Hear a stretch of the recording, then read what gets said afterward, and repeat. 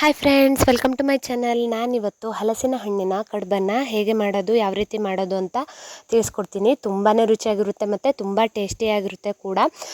ಹಲಸಿನ ಹಣ್ಣಿನ ಸೀಸನ್ ಆಗಿರೋದ್ರಿಂದ ಒಂದು ಬೆಸ್ಟ್ ರೆಸಿಪಿ ಅಂತಲೇ ಹೇಳ್ಬೋದು. ತುಂಬಾ ರುಚಿಯಾಗಿರುತ್ತೆ.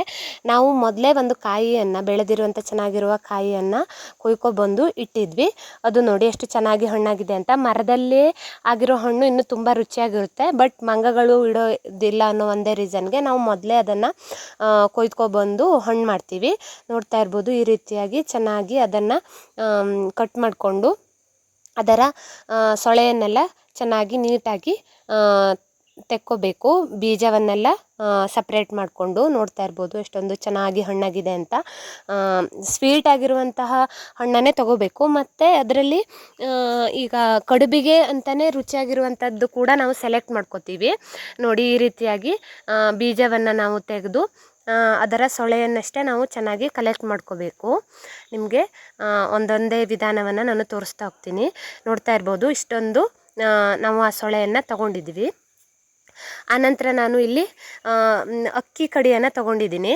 ಇದನ್ನು ಯಾವ ರೀತಿ ಮಾಡ್ಕೊಳ್ಳೋದು ಅಂದರೆ, ನನಗೆ ಅದರ ಪ್ರೊಸೀಜರನ್ನು ವೀಡಿಯೋ ಮಾಡೋಕ್ಕೆ ಆಗಲಿಲ್ಲ. ಸೊ ನಾನು ಅದನ್ನು ಯಾವ ರೀತಿ ಮಾಡೋದು ಅನ್ನೋ ವಿಧಾನನ ಹೇಳ್ತೀನಿ. ಹೇಗೆ ಅಂದರೆ, ನಾವು ಮೊದಲನೇದಾಗಿ ಅಕ್ಕಿಯನ್ನು ಬೇಕಾದರೆ ಸ್ವಲ್ಪ ಹುರ್ಕೋಬೋದು. ಅದನ್ನು ಮಿಕ್ಸಿಯಲ್ಲಿ ಹಾಕಿ ಕಡಿ ಮಾಡ್ಕೊಂಡ್ರೆ ಆಯಿತು ಅಷ್ಟೇ. ಮತ್ತೇನು ದೊಡ್ಡ ವಿಧಾನ ಅಂತ ಏನೂ ಇಲ್ಲ. ಈ ರೀತಿಯಾಗಿ ಅಕ್ಕಿ ಕಡಿಯನ್ನು ಮಾಡ್ಕೋಬೇಕು. ಇಷ್ಟು ಸಣ್ಣದಾಗಿರಬೇಕು. ಮಿಕ್ಸರಲ್ಲಿ ಪೌಡ್ರ್ ಥರ ಮಾಡ್ಕೋಬಾರ್ದು. ಒಂದೆರಡು ಇದು ಮಾಡಿದ್ರೆ ಈ ರೀತಿ ಕಡಿ ಆಗುತ್ತೆ. ಆನಂತರ ನಾನು ಹಲಸಿನಕಾಯಿಯ ಸೊಳೆಯನ್ನು ಮಿಕ್ಸಿಗೆ ಹಾಕಿ ನುಣ್ಣಗೆ ರುಬ್ಕೋತಾ ಇದ್ದೀನಿ. ಈ ರೀತಿಯಾಗಿ ಹಾಕಿ ಗಂಟು ಇಲ್ಲದಂತೆ ಈ ರೀತಿ ನುಣ್ಣಗೆ ರುಬ್ಕೋಬೇಕು. ನೋಡ್ತಾ ಇದ್ದೀರಲ್ವ, ಈ ರೀತಿ ಕಲೆಕ್ಟ್ ಮಾಡ್ಕೊಂಡಿದ್ದೀನಿ. ಎಲ್ಲ ಸೊಳೆಯನ್ನು ಹಾಕಿ ಈ ರೀತಿ ಪೇಸ್ಟ್ ಮಾಡ್ಕೊಂಡಿದ್ದೀನಿ. ಈಗ ನಾನು ಈ ಅಕ್ಕಿ ಕಡಿಯನ್ನು ತಗೋತಾ ಇದ್ದೀನಿ. ಸುಮಾರು 1.5 kg ಆಗುವಷ್ಟು ಅಂತಲೇ ಹೇಳ್ಬೋದು. ನಾವು ಇದಕ್ಕೆ ಸಿದ್ದೆ ಅಂತ ಕರಿತೀವಿ. ಇದನ್ನು ಮರದಿಂದ ಮಾಡಿರ್ತಾರೆ. ನಾವು ಇದರಲ್ಲೇ ಎಲ್ಲವನ್ನು ಅಳತೆ ಮಾಡೋದು. ಸೊ ನಿಮಗೆ ಒಂದು ಅಂದಾಜು ಸಿಗಲಿ ಅನ್ನೋ ಒಂದು ರೀಸನ್ಗೆ ನಾನು 1 kg ಲೆಕ್ಕದಲ್ಲಿ ಹೇಳ್ತಾ ಇದ್ದೀನಿ. 1.25 kg ಆಗಿರ್ಬೋದು.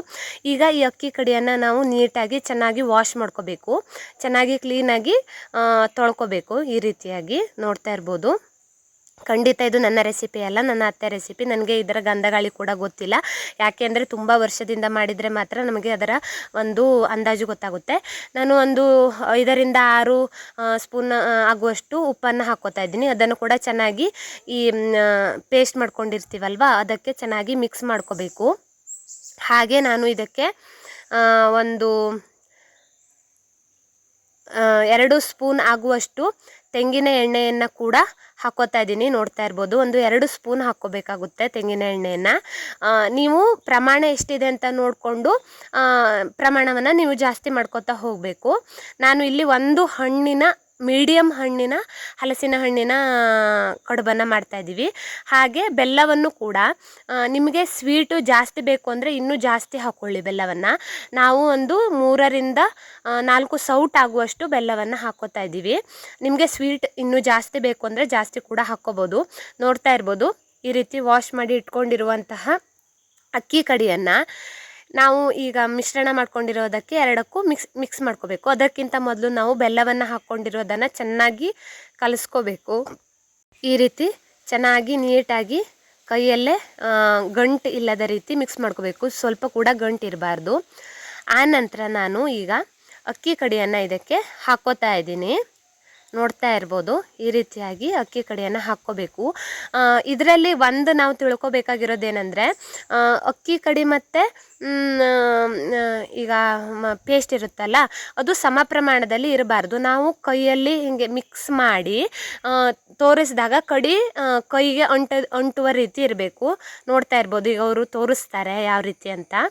ಈ ರೀತಿ ತುಂಬ ಅಕ್ಕಿ ಕಡಿಯನ್ನು ನೀವು ಜಾಸ್ತಿ ಹಾಕ್ಕೊಂಡ್ರೆ ಕಡುಬು ತುಂಬಾ ಗಟ್ಟಿಯಾಗುತ್ತೆ, ರುಚಿ ಬರಲ್ಲ. ಹಾಗಾಗಿ ನಾನು ಒಂದು ಪ್ರಮಾಣವನ್ನು ನಿಮಗೆ ತೋರಿಸ್ತಾ ಇದ್ದೀನಿ. ನೋಡಿ, ಈ ರೀತಿಯಾಗಿ ಚೆನ್ನಾಗಿ ಮಿಕ್ಸ್ ಮಾಡಿಕೊಂಡ್ರೆ, ಪೂರ್ತಿಯಾಗಿ ಕ್ಲೀನಾಗಿ ಮಿಕ್ಸ್ ಮಾಡಿಕೊಂಡ್ರೆ ನೋಡಿ, ಈ ರೀತಿಯಾಗಿ ಅಕ್ಕಿ ಕಡಿ ಇಷ್ಟೇ, ಅಂದರೆ ಇಷ್ಟು ಪ್ರಮಾಣಕ್ಕೆ ಇಷ್ಟು ಅಕ್ಕಿ ಕಡಿ ಕರೆಕ್ಟ್ ಆಗುತ್ತೆ. ಈಗ ನಾನು ಒಂದು ತಟ್ಟೆಯಲ್ಲಿ ಇದನ್ನು ಹಾಕ್ಕೋತಾ ಇದ್ದೀವಿ. ಬಾಳೆ ಎಲೆಯಲ್ಲಿ ಹಾಕಿದ್ರೆ ತುಂಬಾ ರುಚಿಯಾಗಿರುತ್ತೆ. ಆದರೆ ನಾನು ಇಲ್ಲಿ ನಿಮಗೆ ತಟ್ಟೆಯಲ್ಲಿ ತೋರಿಸ್ತಾ ಇದ್ದೀನಿ. ನಾನು ಒಂದು ಕುಕ್ಕರಲ್ಲಿ ಒಂದು ಬಟ್ಲನ್ನು ಉಲ್ಟಾ ಮಾಡಿ ಅದಕ್ಕೆ ನೀರು ಹಾಕಿ ಹಬೆಯಲ್ಲಿ ಬೇಯಿಸ್ಕೋಬೇಕು. ಇದನ್ನು ನೀವು ಇದೇ ರೀತಿ ಮಾಡಿ ಅಂತ ನಾನು ಹೇಳಲ್ಲ. ಈ ಇಡ್ಲಿ ಪಾತ್ರೆಯಲ್ಲಿ ಕೂಡ ಮಾಡ್ಬೋದು. ನೋಡ್ತಾ ಇರ್ಬೋದು ಈಗ ರುಚಿಕರವಾದಂತಹ ಕಡುಬು ಸವಿಯಲು ಸಿದ್ಧ. 3 ವಿಸಿಲ್ ಹಾಕಿದ್ದೀನಿ. ಕುಕ್ಕರ್ನಲ್ಲಿ ಇಟ್ಟು ಹಬೆಯಲ್ಲೇ ಬೇಯಿಸಿದ್ದೀವಿ. 3 ವಿಸಿಲ್ ಹಾಕಿದ್ದೀವಿ. ತುಂಬಾ ರುಚಿಯಾಗಿ ಆಗಿತ್ತು. ನಿಮ್ಮ ಮನೆಗಳಲ್ಲೂ ಮಾಡಿ ನೋಡಿ. ಈ ರೀತಿ ತುಂಬ ಅಡುಗೆಗಳನ್ನು ಹಾಕಿದ್ದೀನಿ. ಅದೆಲ್ಲ ನನ್ನ ಚಾನಲ್ನಲ್ಲಿ ನಿಮಗೆ ನೋಡೋಕ್ಕೆ ಸಿಗುತ್ತೆ. ನಿಮಗೆ ಈ ರೀತಿಯ ವಿಡಿಯೋಗಳು ಬೇಕಾದರೆ ನನ್ನ ಚಾನಲ್ಗೆ ಲೈಕ್ ಮಾಡಿ, ಶೇರ್ ಮಾಡಿ, ಕಮೆಂಟ್ ಮಾಡಿ, ಹಾಗೆ ನನ್ನ ಚಾನಲನ್ನು ಸಬ್ಸ್ಕ್ರೈಬ್ ಆಗಿ. Thanks for watching.